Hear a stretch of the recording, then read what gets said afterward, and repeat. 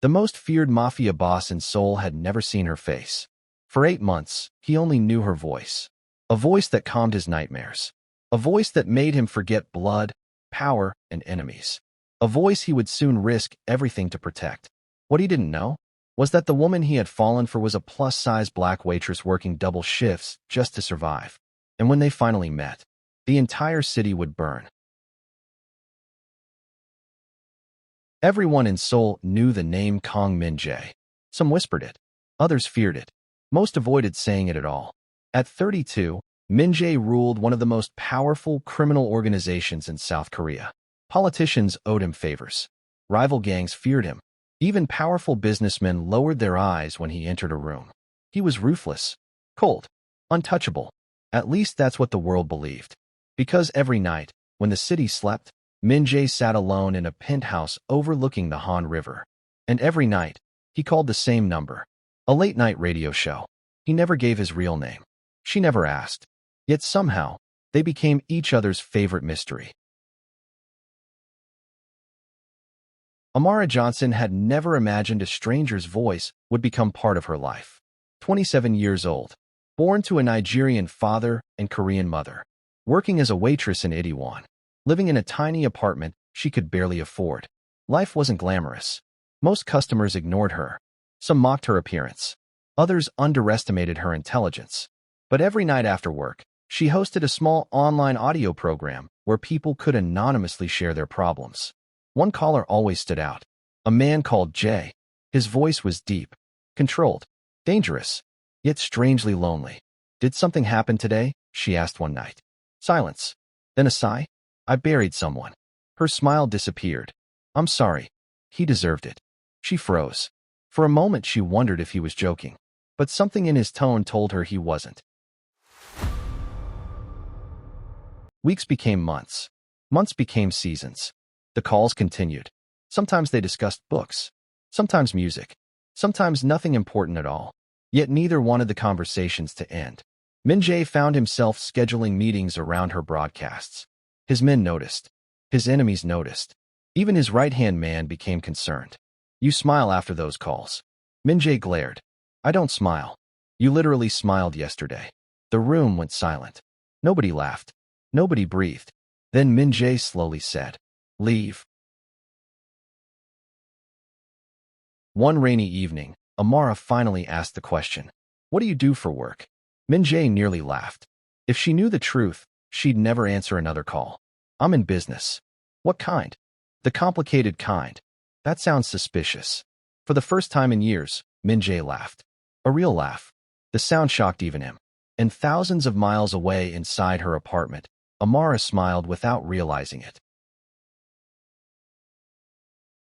What neither knew was that someone else had discovered their connection.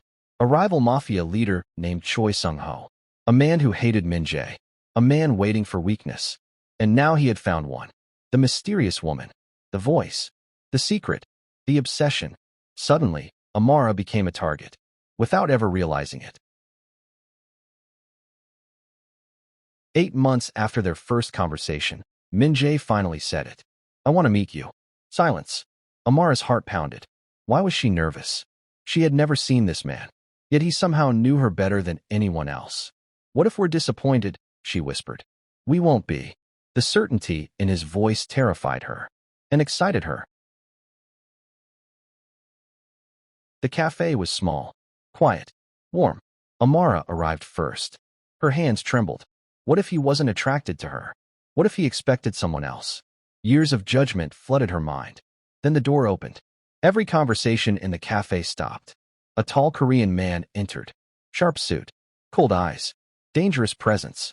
The entire room seemed to shift around him. And then, his eyes found hers. For several seconds neither moved. Neither spoke. Neither breathed. This wasn't what either had imagined. Yet somehow, it felt exactly right. "You came." His voice. The same voice. The voice she had waited for every night. Emotion crashed through her. "You came too." Something softened in Min-jae's eyes. For months, he had imagined her face. But nothing prepared him for her smile, or her kindness, or the confidence she carried despite years of people trying to diminish her. he realized something terrifying. He liked her even more now.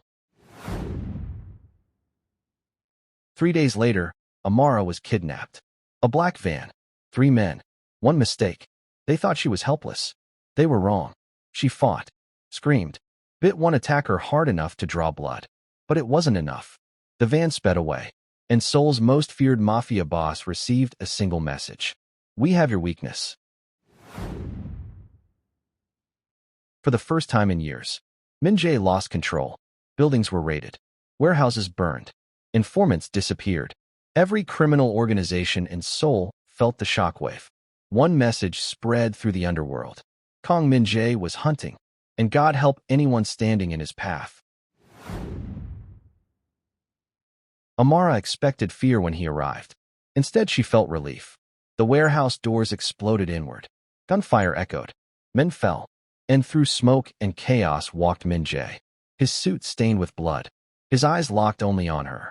For one brief moment, the feared Mafia boss looked vulnerable, because he thought he might lose her. Back in his penthouse, she finally asked, "What are you?" He looked away, because lying was no longer possible. "The man people warn you about." Silence. "I've done terrible things." Silence. "You should leave." Instead, she stepped closer, and for the first time in years, Kang Min-jae looked afraid. Not of bullets, not of prison, not of enemies, but of hearing the woman he loved say goodbye. She touched his face. "You should have told me. I know. I should hate you. I know. But I don't." His self-control shattered. The kiss was slow, dangerous, desperate. 2 people trying to ignore every reason they shouldn't be together, and failing completely. The rival syndicate launched its final attack. Explosions, betrayals, assassinations. The city became a battlefield. Min-jae knew the only way to protect Amara was to destroy the organization threatening them. Once and for all, the final confrontation lasted one brutal night. By sunrise, the war was over. Months later, Min-jae stood before Amara with a decision. "I can leave." She blinked. "What?" "The organization. The violence. All of it." He had enough money. Enough influence. Enough scars. He was tired. And for the first time, he wanted a future more than power. A future with her. 1 year later. No gunfire. No war. No blood. Just a small cafe near the river. Amara laughed as customers filled the room. And across the cafe sat Kang Min-jae. No longer feared. No longer hunted. Just a man deeply in love. Their story wasn't perfect. It wasn't easy. It wasn't safe. But it was real. And sometimes, real love is the most dangerous thing of all. Because it changes people. Even monsters.